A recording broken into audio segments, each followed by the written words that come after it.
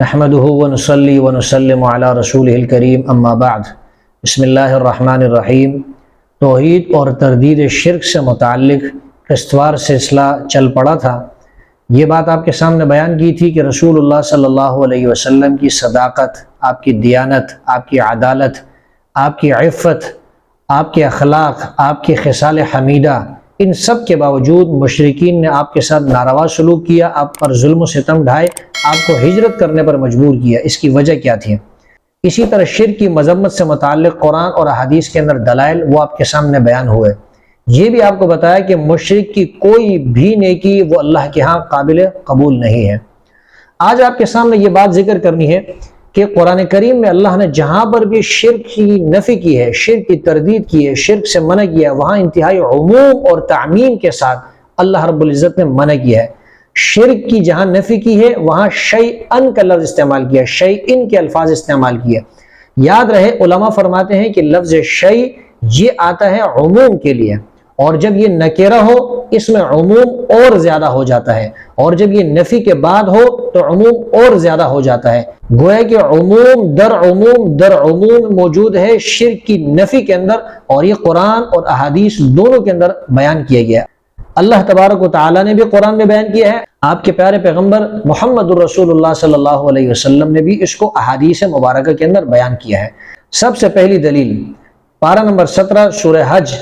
اور آیت نمبر ہے 27، اس میں اللہ تبارک و تعالیٰ ارشاد فرماتے ہیں، جہاں اللہ رب العزت نے ابراہیم علیہ السلام کو بیت اللہ کی تعمیر کا حکم دیا، فرمایا کہ میرے ساتھ شرک نہیں کرنا،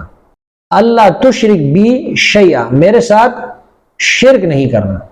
دوسری دلیل پارہ نمبر 12 سورہ یوسف آیت نمبر 38 یعنی 38 نمبر آیت، اس میں حضرت یوسف علیہ السلام جیل کے اندر اپنے قیدی ساتھیوں کو تقریر فرماتے ہیں، نصیحت فرماتے ہیں کہ تم نے ابراہیم علیہ السلام اور اسحاق علیہ السلام اور یعقوب علیہ السلام کے دین یعنی دین توحید کی پیروی کرنی ہے، اور فرمایا ما کان لنا ان نشرک باللہ من شیء، ہمارے لیے جائز نہیں کہ ہم اللہ کے ساتھ کسی کو شریک ٹھہرائیں۔ دونوں مقام پر آپ نے دیکھا کہ لفظ شیء اللہ رب العزت نے استعمال کیا ہے اور شرک کی تردید کی ہے انتہائی عموم کے ساتھ۔ تیسری دلیل پارہ نمبر 3 سورہ آل عمران آیت نمبر 64، اس میں اللہ تبارک و تعالیٰ نے رسول اللہ صلی اللہ علیہ وسلم کو خطاب کیا کہ آپ یہود اور نصارہ اہل کتاب کو دعوت دیجئے، ان سے یہ فرمائیے کہ آؤ ہماری ایک مسلمہ چیز کی طرف، مسلمہ بات کی طرف، کہ ہم اللہ کی عبادت کریں گے اور اس کے ساتھ کسی کو شریک نہیں ٹھہرائیں گے۔ چوتھی دلیل پارہ نمبر 8 سورہ انعام آیت نمبر 151، اس میں اللہ رب العزت نے یہ بات ذکر کی ہے کہ مشرکین نے بہت ساری چیزیں حلال کر دی تھی اپنی طرف سے اور بہت ساری چیزیں حرام کر دی تھی اپنی طرف سے، تو اللہ نے پیغمبر علیہ السلام سے فرمایا کہ آپ ان سے کہہ دیجئے کہ آؤ میں تمہیں بتاتا ہوں کہ کون کون سی چیزیں حلال ہے کون سی حرام ہے، ان کی فہرست میں تمہیں بتاتا ہوں، اور جو چیزیں اللہ نے حرام کی ہے ان میں یہ بات بھی ہے اللہ تشرکو بہ شیئا، کہ اللہ کے ساتھ کسی بھی چیز کو شریک نہیں کرنا۔ یہاں بھی شیئن کے لفظ ہے کہ کسی بھی چیز کو، انتہائی عموم کے ساتھ اللہ تبارک و تعالیٰ نے شرک کی نفی کی ہے۔ دلیل نمبر 5 پارہ نمبر 5 سورہ نساء آیت نمبر 36، اس میں بھی اللہ تبارک و تعالیٰ نے شرک کی کس طریقے سے عموم کے ساتھ تردید فرمائی ہے وہ آپ اس میں ملاحظہ فرمائیں۔ فرمایا وَلَا تُشْرِكُوا بِهِ شَيْئًا، عبادت صرف اللہ کی کرو اور اس کے ساتھ کسی بھی چیز کو شریک مت ٹھہراؤ۔ دلیل نمبر 6 پارہ نمبر 18 سورہ نور آیت نمبر 55، جس میں اللہ رب العزت نے خلافت کے دینے کا وعدہ فرمایا ہے، اور جن کو اللہ نے خلافت دینے کا وعدہ فرمایا ہے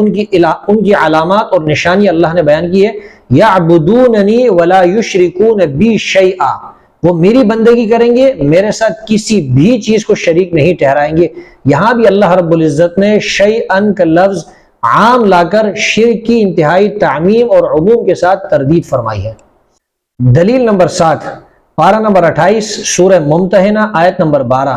اس میں اللہ رب العزت نے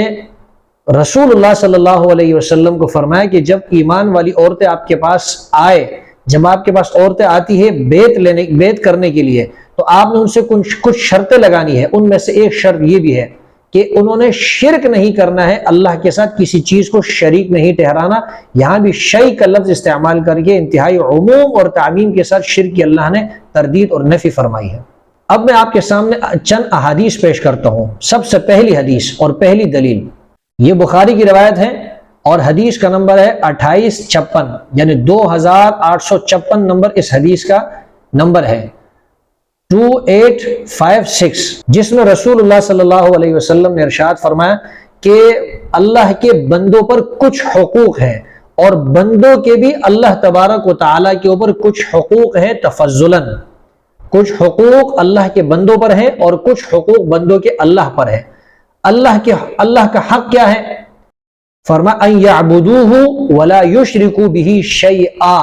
کہ اللہ ہی کی بندگی کی جائے، اللہ ہی کی بندگی کرے اور اس کے ساتھ کسی کو شریک نہ ٹھہرائے۔ یہاں بھی شیئن کا لفظ ہے۔ تو جب کوئی شخص اللہ کے اس حق کو ادا کرے گا تو اس بندے کا حق اللہ پر یہ ہے، لا يعذب من لا یشرک بہ شیئا، کہ جس نے اللہ کے ساتھ شرک نہیں کیا اللہ اس کو عذاب بھی نہیں دیں گے۔ دوسری دلیل بخاری کی روایت ہے، حدیث کا نمبر ہے 18۔